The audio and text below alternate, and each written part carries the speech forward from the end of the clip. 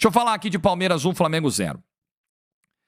Se você pegar os 180 minutos, falar assim, justiça, porque você vai ficar muito com a sensação, você fica muito com a impressão do segundo jogo, né? Quando você termina de analisar um confronto de 180 minutos, fica muito vivo o que aconteceu no segundo jogo e você não pode esquecer de analisar o que aconteceu primeiro. Então você vai ficar numa de, o Flamengo não mereceu a vaga, o Flamengo tinha que sair eliminado. Mas o Flamengo, que ontem foi amassado em alguns momentos do jogo pelo Palmeiras, amassou o Palmeiras na semana passada no Maracanã.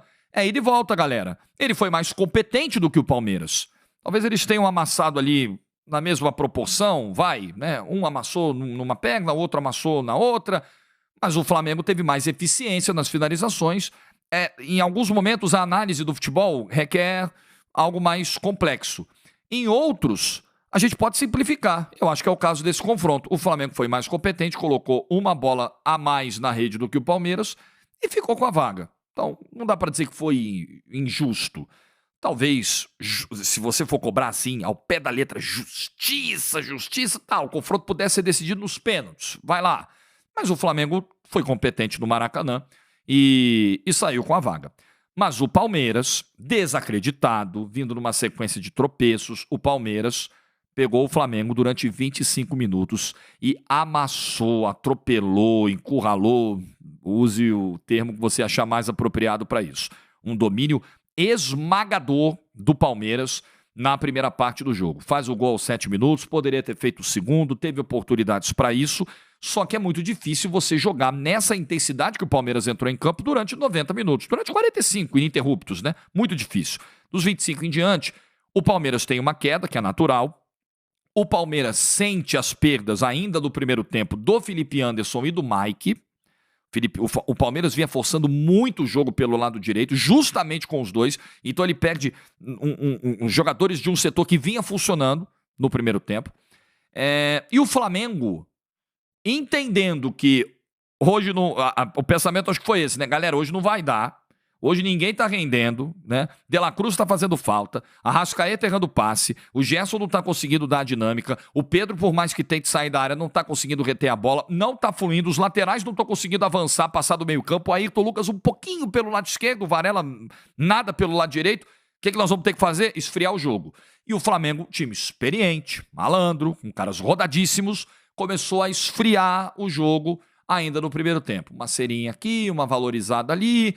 E isso foi fazendo com que o ambiente do Allianz Parque esfriasse e, consequentemente, o Palmeiras esfriasse. Então é uma questão de você não ter perna para jogar assim 45 minutos e o ritmo também foi quebrado, né? Pelas perdas que o Palmeiras teve e pelo que o Flamengo fez. Aí na reta final, nos acréscimos do primeiro tempo, o Palmeiras pisa no acelerador um pouquinho. No segundo tempo, o Flamengo consegue travar mais ainda o jogo. O Tite espelha a formação de 3 zagueiros do Palmeiras, coloca o Davi Luiz, reforça o setor de marcação. Do meio para o fim, ele coloca o Léo Ortiz, que vinha desempenhando bem um papel na Copa América, no período da Copa América como volante, e entra para ajudar a proteger a defesa do Flamengo, ajuda a se defender, então o Flamengo passa a marcar com muita gente. O Palmeiras não consegue repetir o padrão do primeiro tempo, os jogadores vão cansando, o Veiga sai, por exemplo, e sai puxando a perna, o Lázaro entra e não consegue oferecer tanta dinâmica assim no ataque, então o Palmeiras vai caindo, mas ainda explorando bola aérea, e ainda fazendo uma abafa que era de se esperar à medida que o jogo ia terminando. Palmeiras faz um gol de cabeça com o Flaco Lopes. Aliás, o Palmeiras ganhou a maioria dos duelos aéreos. A dificuldade que o Flamengo tem nesse tipo de lance é marcante, é impressionante. O Flaco Lopes ganhou várias. E aquele ganhou e acertou no gol, o VAR anulou. Jorge, você olha o lance, você tem que impressão? Nenhuma.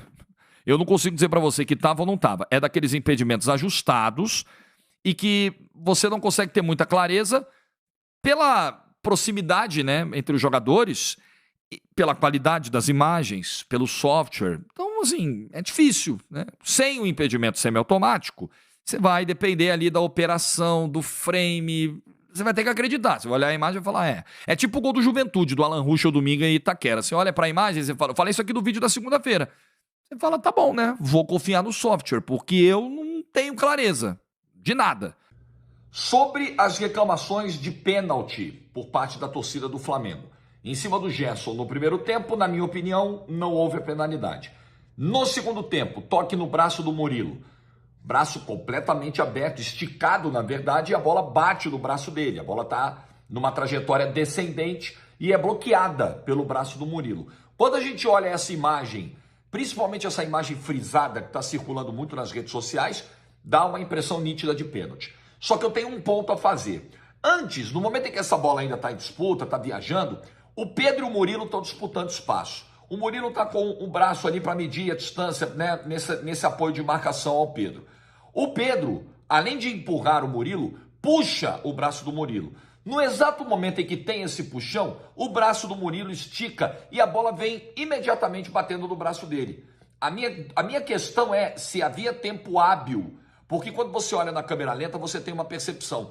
Na velocidade normal, eu fiquei com sérias dúvidas se o Murilo teria tempo de tirar esse braço, porque ele se estica completamente logo depois do contato do puxão, que é leve, é verdade, do Pedro. Então, é um absurdo não marcar o pênalti. Vendo na velocidade normal e levando em consideração essa dinâmica do braço que é puxado, eu tenho minhas dúvidas quanto a esse lance. É só a minha opinião, não é verdade absoluta de nada, porque eu não sou dono de verdade nenhuma. Só opinião mesmo.